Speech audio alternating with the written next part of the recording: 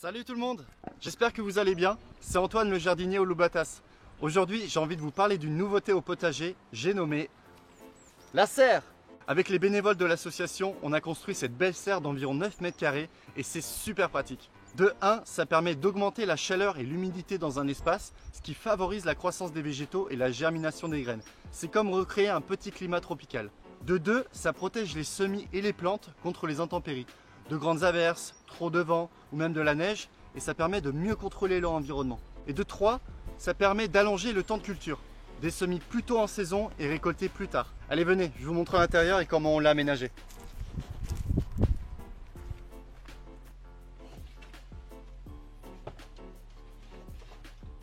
Bienvenue! Dans la serre, on a plusieurs aménagements. On a par exemple ces tables qui sont en hauteur pour poser les semis. Et ici, il y a une technique géniale pour arroser les semis. C'est simplement un bac en bois sur lequel on pose un film de plastique qui retient l'eau. On le remplit. Quand on l'a rempli en eau, on a simplement à poser notre cagette avec les godets dans le bac. Et ça va s'arroser par capillarité. Et oui, Jamy, la capillarité, c'est comme l'eau qui monte dans un sucre que l'on plonge dans le café. Et ça a deux gros avantages. Le premier, c'est qu'on gagne beaucoup de temps.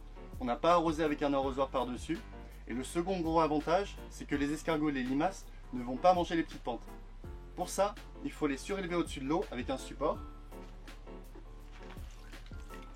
Et ça crée comme une douve autour des plantes.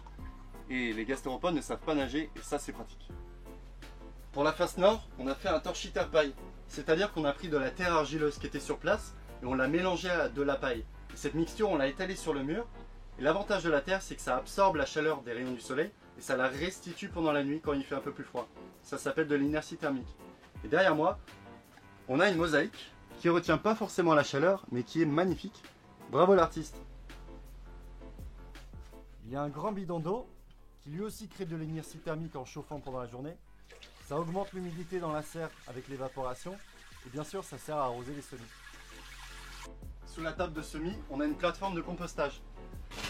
Là-dessous, on a du fumier frais mélangé à de la paille. C'est en train de se composter, de se décomposer et en mai à peu près, ça deviendra de la bonne terre et on plantera directement dedans. On enlèvera la table de semis et ça deviendra une zone de culture.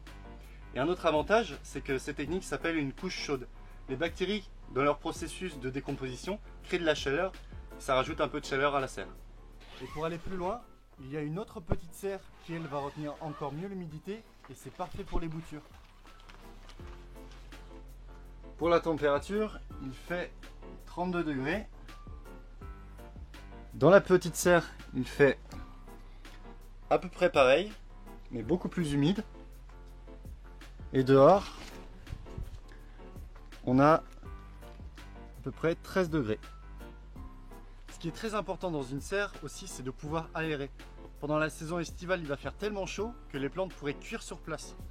Pour ça, on peut l'ouvrir de chaque côté. Ça crée un courant d'air. Pour encore mieux gérer l'aération, on peut enlever les cadres sur les côtés.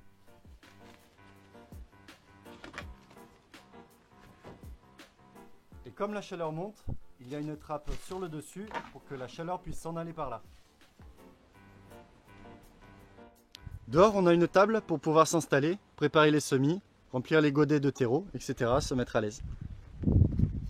Si vous voulez, maintenant, on peut revenir sur les images de fabrication de la serre et comment vous aussi, vous pouvez en fabriquer une chez vous pour vraiment pas cher si vous avez du temps et de l'énergie. Il faut savoir que cette serre a été fabriquée 100% avec des matériaux de récupération. Des anciennes vitres du gîte, de l'ancienne bâche maraîchère, du bois et des palettes de récupération. Et même les parpaings attendaient qu'on leur donne une nouvelle vie.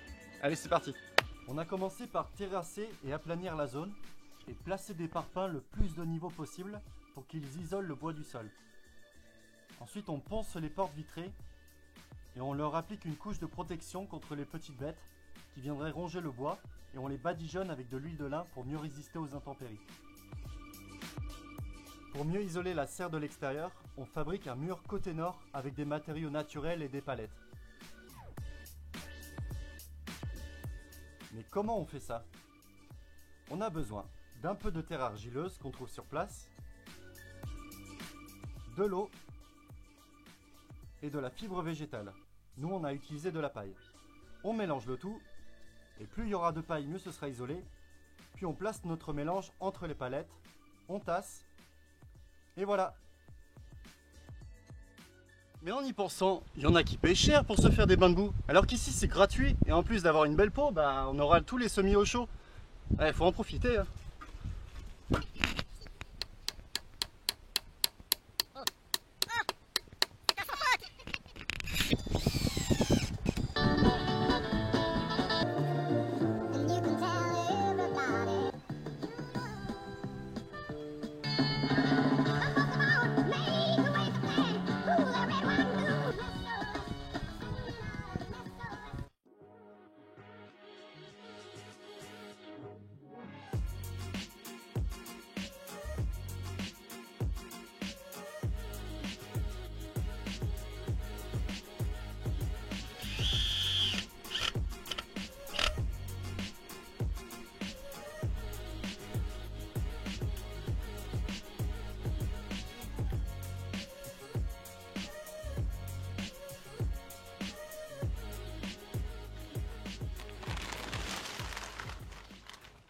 Et dans le potager, on a aussi des petites serres, des petits tunnels.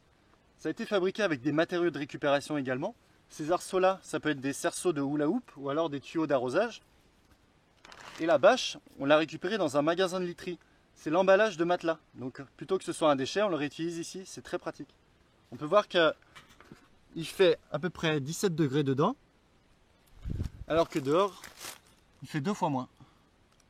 Voilà pour cette petite vidéo, un peu condensée et rapide, mais j'espère que ça vous aura plu et donné des idées. Quant à moi, je vous souhaite une excellente année, plein de bonnes choses, prenez soin de vous et je vous dis à bientôt, Loubatas!